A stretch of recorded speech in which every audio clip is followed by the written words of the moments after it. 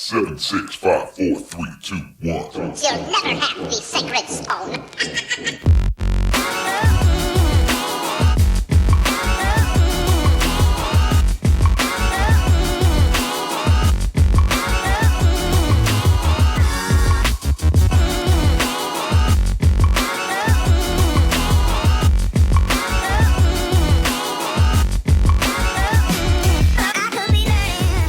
Welcome back into the Vegas Squares podcast.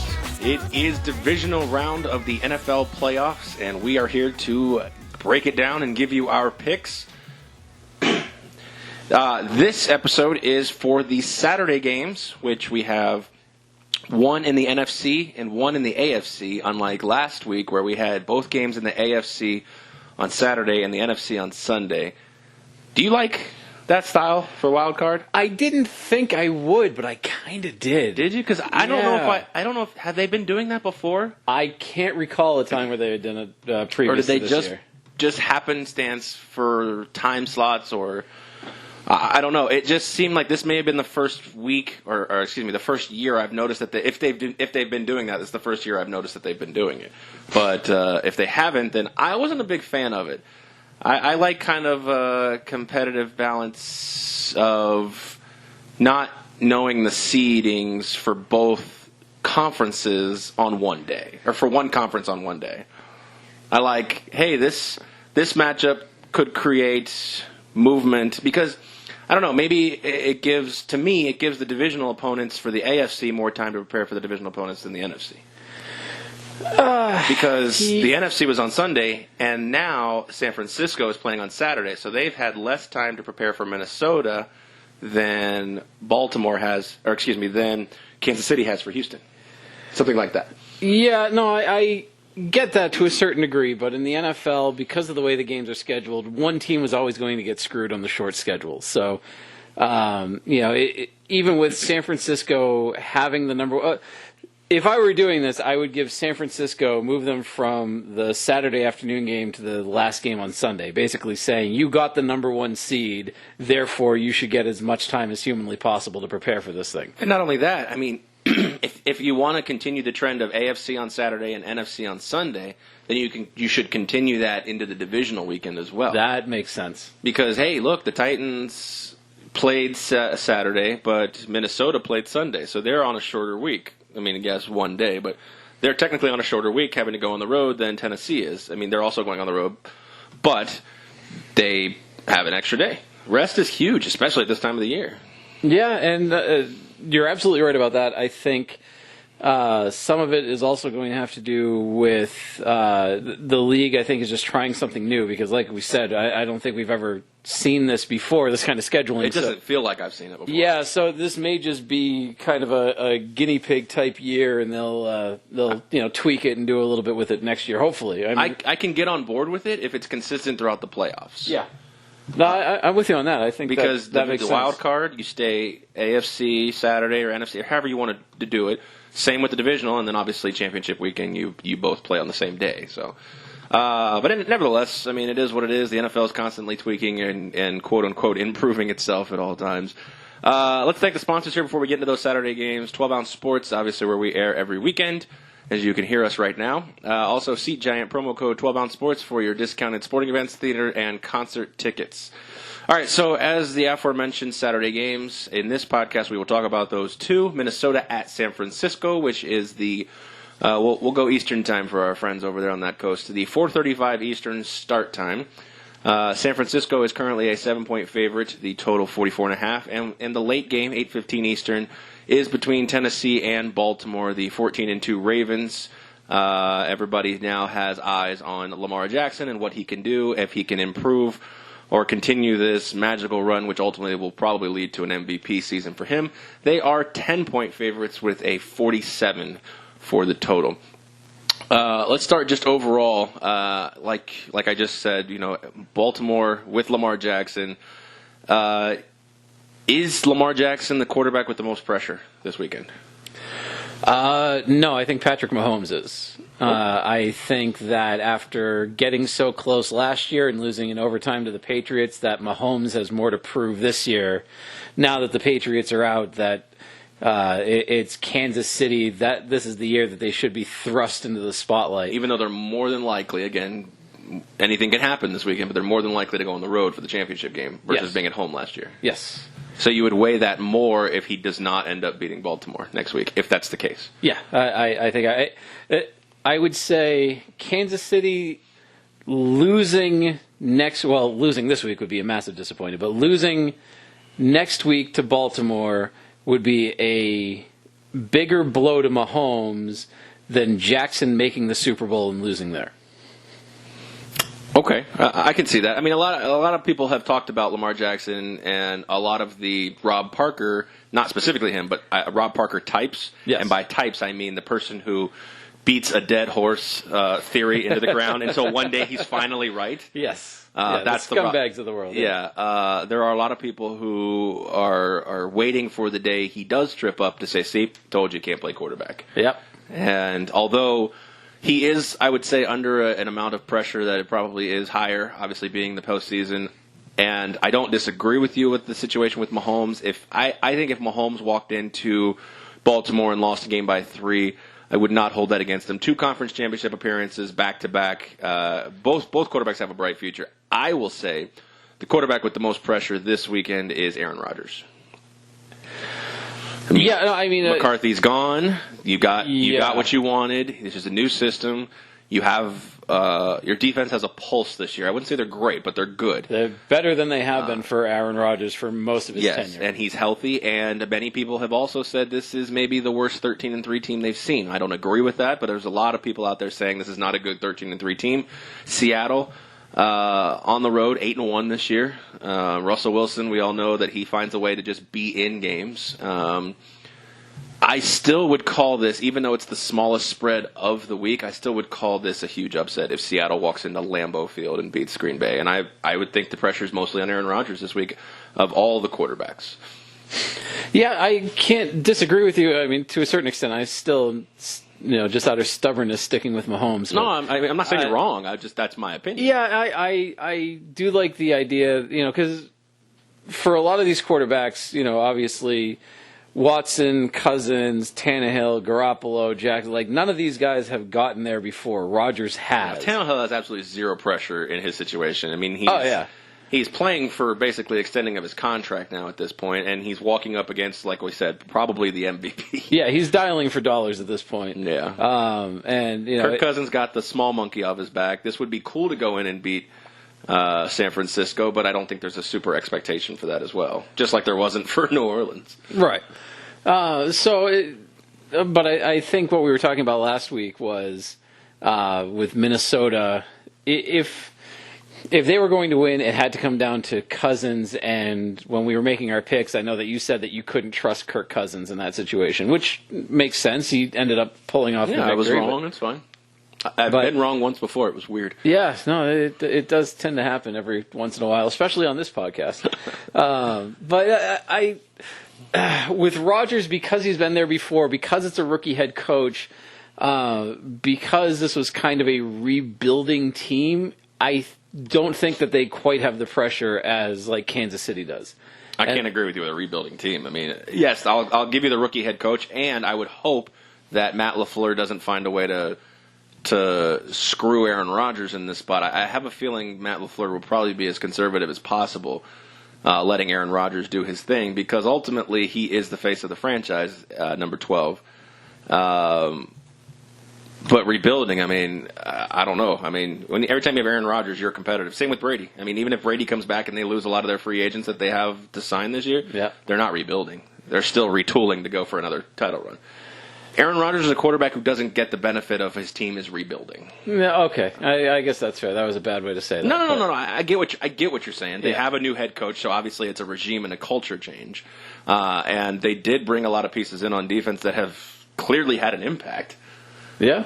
But Aaron Jones was there last year. These receivers were there last year. Devontae Adams really has to step up. He's been playing well the last couple of weeks, but I don't know. I mean, they all have pressure. You can cycle the scale 1 to 10 however you'd like. I mean, even Deshaun Watson, we're going to start talking about Houston, another team win the division, and clearly can't. They couldn't. I think this is the first year. Correct me if I'm wrong. They're in the divisional playoffs in their team history. Oh, that I would have to double check, and we don't have the statistician producer here. So no, she's on PTO.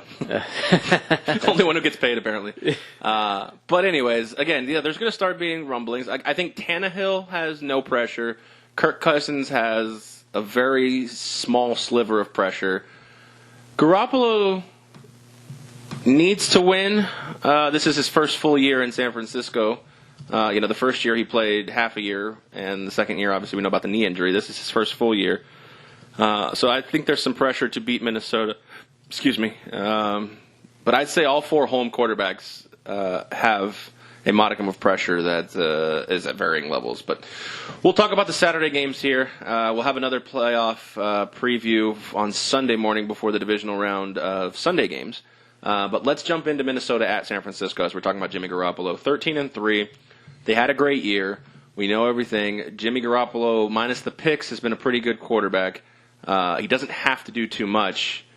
And then Kirk Cousins, the monkey is off his back. He's coming in, beating the Saints on the road. He got that first playoff victory. The number 7 here, which I think is almost too perfect. I think Vegas got this one right. I really can see this game being close. Minnesota is, I said it last week, I think they're good enough to hang around, and obviously they did. They won. Yep. I think they're exactly the same spot at this. Run the football with Dalvin Cook against a run defense that's losing defensive linemen left and right in San Francisco. Their strength is in the secondary. So I think establishing a run game would be Minnesota's key to keeping this close and ultimately trying to prevail. Yeah, and we saw this a little bit with the way that Tennessee handled New England, where they where they kept the ball on the ground and Tannehill threw for 80 yards total in the game. Take, I mean, it was ridiculous. So if we see something like that come out of Kirk Cousins in this game, it kind of wouldn't surprise me, especially with Thielen's out.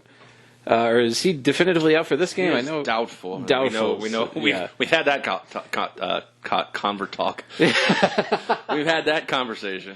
I wanted to say talk and conversation, so that's what came. So up. you just kind of mished it up. All right, I can dig that. And Stephon Diggs missing a couple of days of practice this week. Granted, it was only an illness. The coach says he's going to be ready to go, but in the playoffs, you would think that the players are going to step it up and figure out a way to play. So I don't expect him to miss time, but missing the practice doesn't help anything, especially when you're going up against a team as good as San Francisco. Mm-hmm. This is I don't quite know what to make of this game. I do have a play on this game with real money, which is kind of unlike me to bet a game like this early. I try to wait for the lines to move the right way, but. I can see this being exactly what you were saying, a close game, ground and pound for Minnesota. Just keep the ball out of Garoppolo's hands, keep the ball away from that secondary of San Francisco, and just keep it as close as they can. I don't know that I can see Minnesota ever being ahead in this game, but I like them plus the 7. I think this is a very good spot for them to, like I said, keep it close, keep it on the ground, keep that clock churning. And if San Francisco, the only way that they are going to really get out and dominate this game is if, Minnesota goes for an 8.5-minute drive on the ground and they either get 7 or 3. San Francisco comes back with an 80-second drive where it's just 3 throws for 85 yards and they're in the end zone. Yeah, this is a tough one. Like you said, the game last week has my confidence shaken in being able to bet against Minnesota. You're right. They found a way to just be around, and they took a lead against New Orleans and really put New Orleans on their heels the entire game. I understand, obviously, they quote-unquote blew the lead and went to overtime. But this Minnesota team, I believe, is just as good as any other team in the playoffs. Excuse me. As long as the run game is competent. And can't get right today. Dalvin Cook is obviously clearly one of the top 3 running backs in the league. But Madison is going to be huge. He's been injured the last few weeks. He played last week sparingly.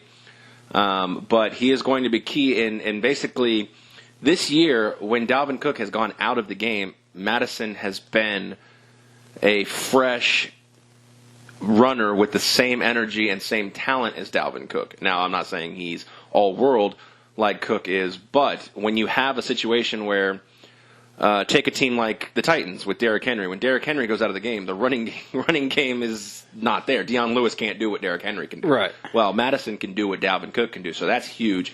And like I said, San Francisco has lost 3 guys on the defensive line to season-ending injuries, but they do still have Armstead and Bosa on the sides. So the power running game between the tackles is going to have to be huge for Minnesota to continue to be successful and stay in this game. I am also on a play on this. It's a teaser. I am on a 7-point teaser, taking San Francisco to a pick and taking the over 37.5 in this game. Aha. Okay. So I believe Minnesota can keep it close enough that I don't feel comfortable laying those points. I'll take a touchdown back towards my favor. Another thing I've been contemplating, because I do believe it is going to be a close game. I think it could be 7-10, and I'm not sure where the number would fall in that, or the actual final score would fall in that number.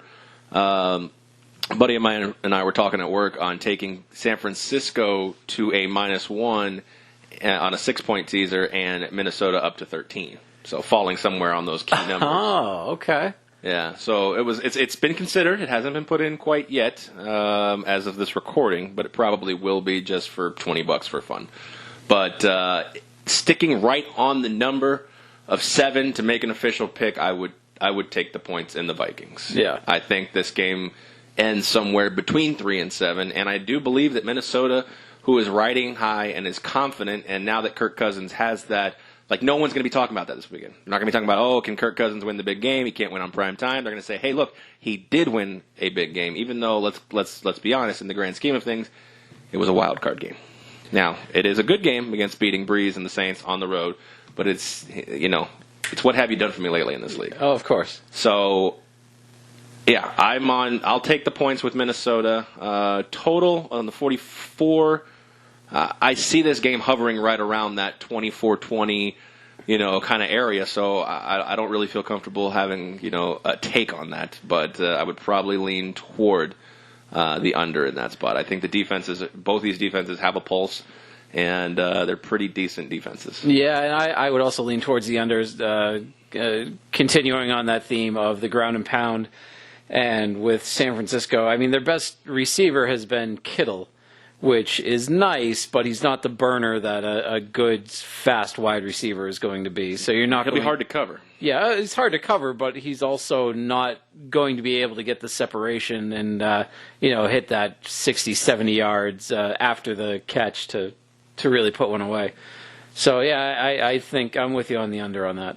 Yeah, Bourne and Sanders for Jimmy Garoppolo are going to have to find ways to get separation on Rhodes and Waynes. The cornerbacks from Minnesota. So, all right, moving on to Tennessee at Baltimore, the night game, 8:15 Eastern. Like we said, Baltimore, according to covers, is a 10-point favorite. I've seen it on Vegas Insider at 9.5 in certain spots. 9.5 seems to be the Westgate line, which we've been using all year for our picks. Lamar Jackson, we just talked about it. First-team All-Pro, probably going to win the MVP this year unless... I mean, is there any other person other than the 2 guys playing in Seattle and Green Bay that even could sniff MVP votes? I can't see Lamar Jackson losing it, but if he did lose it, those are the only 2 people I think he could lose it to. Yeah, you might get the stray vote for McCaffrey based on the first however many weeks of the season. Kind of lost it towards the end of the year. Well, yeah, they lost 8 straight games. Yeah, so it would be tough for him to overcome that. No, it has to be Lamar Jackson's to lose. I don't know anybody else that even comes close to the impact that he has in a game like this. Now, speaking of impact, what impact does Mark Ingram potentially not playing this game have for Lamar Jackson? Because we know that in that run-pass option, obviously having to respect Mark Ingram makes this a more deadly approach. It says he's more than likely going to play, but he's questionable at this point. Yeah, and questionable for the playoffs with a leg injury too as a running back. Yeah, it'll mean different things. I think when he's on the field, he's going to be more decoy than anything else, but he may get hit for a play or two just as kind of a safety valve for Jackson. But, he's a nice weapon to have, but I think, Harbaugh's a good coach. Jackson has proved that he's a good quarterback, both with his feet and with his arm. And I think this team is going to be able to overcome this type of injury better than other teams could overcome a similar type injury. Like you said with the Titans, if they lost Derrick Henry in this game, they would never recover from that. Correct. But Baltimore losing a running back of Mark Ingram's skill, I don't think is the death knell that it would be for them as opposed to another team. Yeah, I would agree with that. The only situation I have is Gus Edwards. I think his last name's Edwards. Gus Edwards, a person that you would, when they're running the run-pass option, obviously you can't factor in who's going to get the ball. It's 50-50 basically with Ingram and Jackson. Is it, how do those percentages balance out when it's Edwards and Jackson? Or, a situation where if you try to stop them both, we keep talking about this, especially last year we talked about it, his accuracy and his arm strength has obviously gotten a lot better year to year, but what do you stop? What the Bill Belichick method, what weapon do you take away from these guys? Yeah, it's they're. You got Mark Andrews running down the middle of the field. You got Hollywood Brown, who's fast as shit. Yeah, he had 7 touchdowns this year. It's an embarrassment of riches for him. But it's nice to have. But you're right, Derrick Henry. You take him out, I'm not sure what else you can do. I mean, AJ Brown is good. No one's giving the Titans a chance. Let's try to make our best case to give the Titans a chance. Okay, it's Derrick Henry, right? 185 yards and 2 touchdowns this week. It's Derrick Henry. It's when Tannehill throws, he makes 75 to 80% completion, 0 interceptions, 0 fumbles. I mean, not to belittle Tannehill's role, because let's face it, down the stretch he has been unfucking believable. Yes. But for them to win this type of game, he has to turn into game manager extraordinaire and not do anything to cost them the game. He's not going to win them the game. That's Derrick Henry's job. Right. But it has to be Tannehill to not lose the game for them. What if he has to win them the game? What if they're down by 2 and there's a minute and a half and change on the clock? Can Tannehill walk into Baltimore and run them down the field? Because minute 40, no timeouts. Derrick Henry's out of the equation. I mean, can you have any trust in Ryan Tannehill to do that? I personally don't. I could see how people would, and he would have to, really step it up and really, he can't hesitate. He can't look for second, third, fourth options. If it's not there, throw it away, get back to the huddle, don't waste any more time. And, we've seen him be accurate. I have his numbers here. 117.5 quarterback rating, 22 touchdowns, only 6 picks, which is phenomenal. Mm-hmm. Yeah, and he started week 4, I believe. Yeah. So, this is the kind of thing where those numbers should definitively give you hope and give you confidence that he would be able to do this. I don't see it. Like, I appreciate what he's done. I just can't feel confident if Tannehill is my only weapon on this team. Yeah, I mean, it's going to be tough. We talked about Minnesota virtually. A lot of people said before the New Orleans game they had no chance to beat New Orleans. I took New Orleans -7. I took New Orleans -8. I was full confidence in New Orleans to beat Minnesota. I have even less confidence in Tennessee to walk in there and beat Baltimore. Yeah, that's reasonable. So that being said, I'm laying the 10.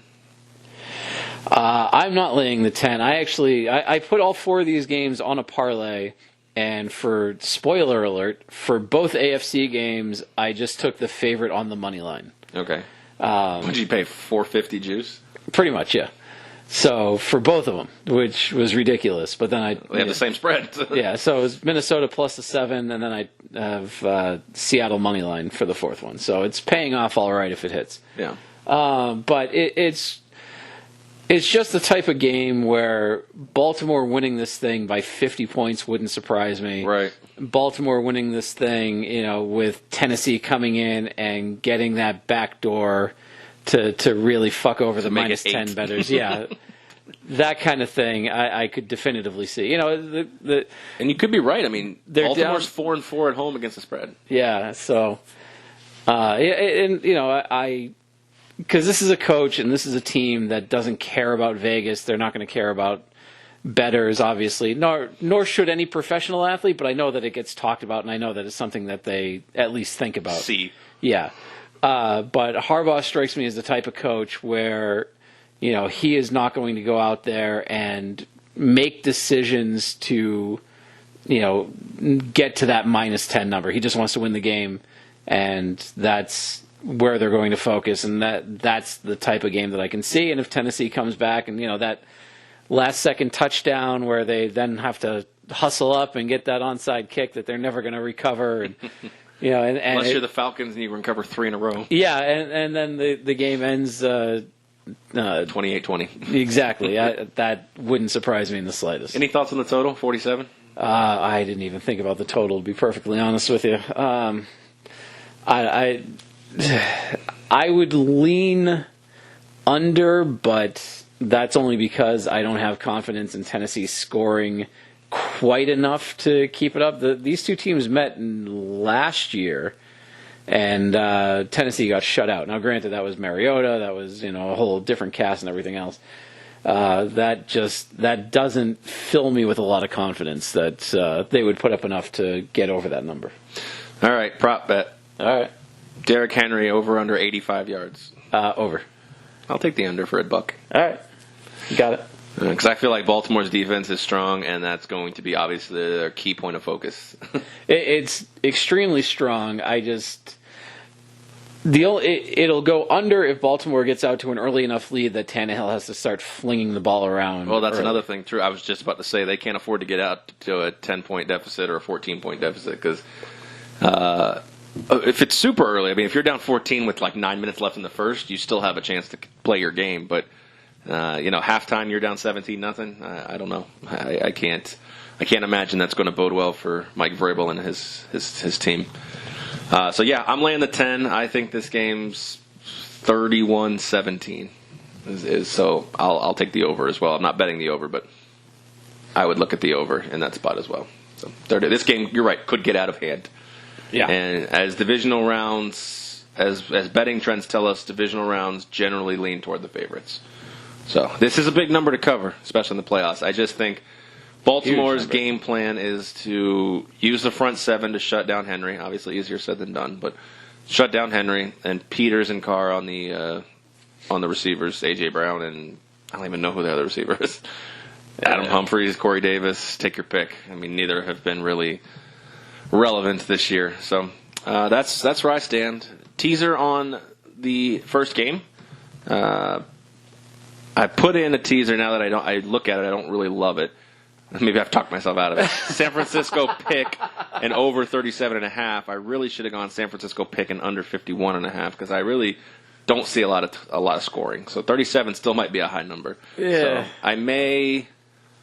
I may do that San Francisco pick and under 51.5 just to find myself a nice middle ground with maybe they'll go 21-20. Yeah, I was going to say somewhere in the 40s would be wonderful for you. Yep, exactly. So and then I'm on Baltimore minus the 10. Yeah, and I've got Minnesota plus the 7 in the first game. No play on the total, but I do lean towards the under. What's it at? 44.5. 44.5, okay. And then with Tennessee, Baltimore, I do have Baltimore as a pick. I think it's too many as part of a parlay. I think the 10 is just a little too large for me to feel comfortable with laying, leaning towards the under in that game. So if I were, you know, just looking at the Saturday games, I'd probably put in a 3-leg Minnesota plus 7, under 44.5. Baltimore as a pick. Yeah, Baltimore will sprinkle a little extra juice on there, yeah. Yeah. There you go. Why not? So, all right, well, check us out tomorrow, Sunday morning. We will have our divisional playoffs picks and talk for Houston versus Kansas City and Seattle versus Green Bay. We will talk to you tomorrow.